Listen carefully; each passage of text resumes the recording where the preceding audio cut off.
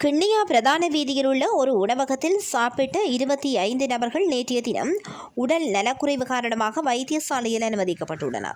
சம்பவம் தொடர்பாக திருகோணமலை உணவு மற்றும் மருந்து திணைக்கள அதிகாரிகள் உணவகத்திற்கு ஆய்வு மேற்கொண்டு அங்கு தயாரிக்கப்பட்ட சுட்டகோழி, பரோட்டா மற்றும் மயோனிஸ் மாதிரிகளை சேகரித்து கொழும்பு மருத்துவாராய்ச்சி நிறுவனத்திற்கு அனுப்பி வைத்துள்ளனர்.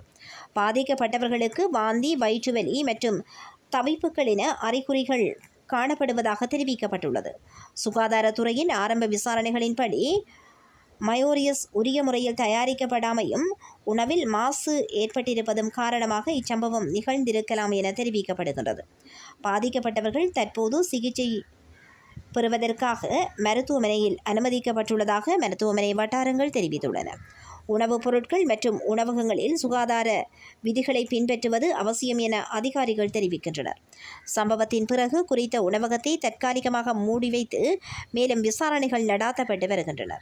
பாதிக்கப்பட்டவர்கள் கிண்ணியா, மூதூர், நிலாவளி வைத்தியசாலைகளில் அனுமதிக்கப்பட்டுள்ளதாக தெரிய வருகின்றது. கிண்ணியா தள வைத்தியசாலையில் அனுமதிக்கப்பட்ட நோயாளிகளை வைத்தியசாலைக்கு நேரில் சென்று நகரசபையின் தலைவர் மக்தி பார்வையிட்டுள்ளார். இவ்வாறான அறிகுறிகள் இருந்தால் வைத்திய ஆலோசனையை பெறுமாறும் மற்றும் பொதுமக்கள் சுட்டகோழி விடயத்தில் அவதானமாக இருக்கும்படி கிண்ணியா சுகாதார வைத்திய அதிகாரி பொதுமக்களுக்கு அறிவுறுத்தல் விடுத்துள்ளார்.